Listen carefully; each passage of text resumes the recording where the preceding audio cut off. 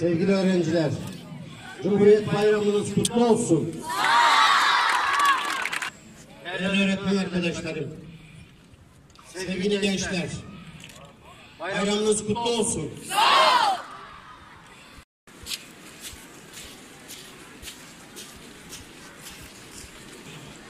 Çok kıymetli Anamurlular, Cumhuriyet Bayramınız kutlu olsun.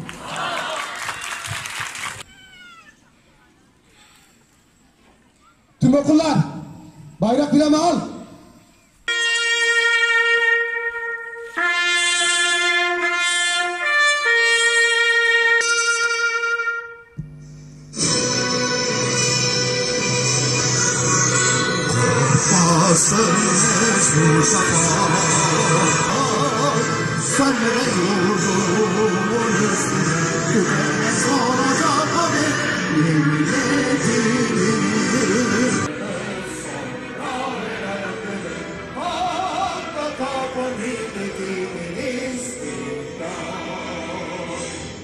Çelikleşmiş bir orduyuz.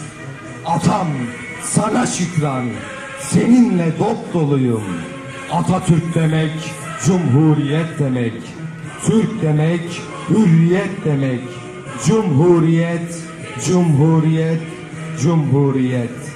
Seninle koyun koyuna yaşayacak bu millet ilelebet.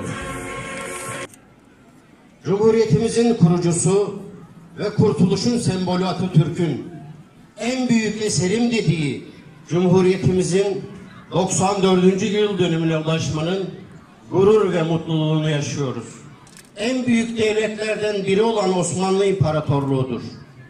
İmparatorluğu ve bu yüce milleti yok etmek, tarih sahnesinden silmek isteyen Avrupa emperyalizmi, cephelerde yenemediği Osmanlı'yı masa başında parçalara ayırarak, bölerek, parçalayarak paylaşmanın yolunu aramış, Sevr Anlaşması ile de yüzyıllardır Türklüğe ana yurt olmuş Anadolu'nun işgaline başlanmıştır. Batı emperyalizmi 20. yüzyılın başlarında gerçekleştiremediği Sevr planını son 40 yıldır farklı strateji ve planlarda tekrar devreye sokmuştur. Bunun son örneği 15 Temmuz 2016 hain kalkışmasıdır. Yüce milletimizin manevi ve inanç duyguları önce istismar edilmiş, küçük yaşlarda devşirilen çocukların beyinleri yıkanarak ekmeğini yediği milletine karşı uçaklarla, helikopterlerle saldırır duruma getirilmiştir. Atatürk'ün önderliğinde verilen, Kurtuluş Savaşı'nda verilen İstiklal ve hürriyet mücadelesinin benzeri 15 Temmuz'da verilmiştir. Sevr bir işgal planıydı. 15 Temmuz'da bir işgal planıdır. Yüce Peygamber'in duasını almış, Türk milletini bölme, vatanı işgal etme projesidir. Yüce milletimizin bir bütün halinde ayağa kalktığı, bayrağına, vatanına ve demokrasisine sahip çıktığı gündür. Bıraktığın emanet, Cumhuriyet şereftir, namustur Cumhuriyet. Harikalar yaratır, bir damlacık Türk kanı, dünyalar alkışlıyor bir avuç kahramanı. O bir avuç kahraman biliyor tarihini. Özür diliyoruz. Yağmurdan dolayı şu an banda eşliğinde okullarımızın resmi geçidi yapılacaktır.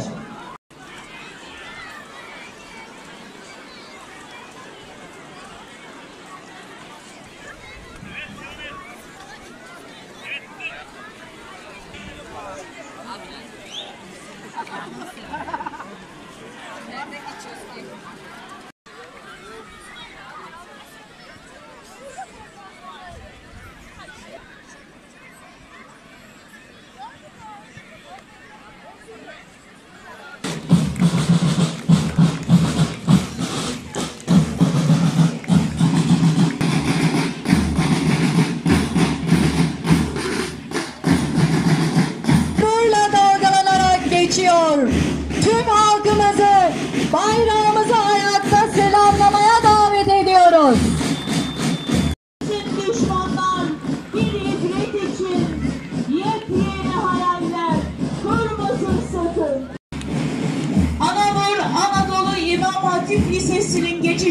istiyoruz. Sevgi, barış, dostluk demektir. Cumhuriyet Mustafa Yıkılmazsa resim, akıp gidiyor sanki azgın ırmaklar şelalesi. Kemal'in geçişini izlemekteyiz. Haykırışın rüzgar açmış, kara bulutlardan yok esen. Yürü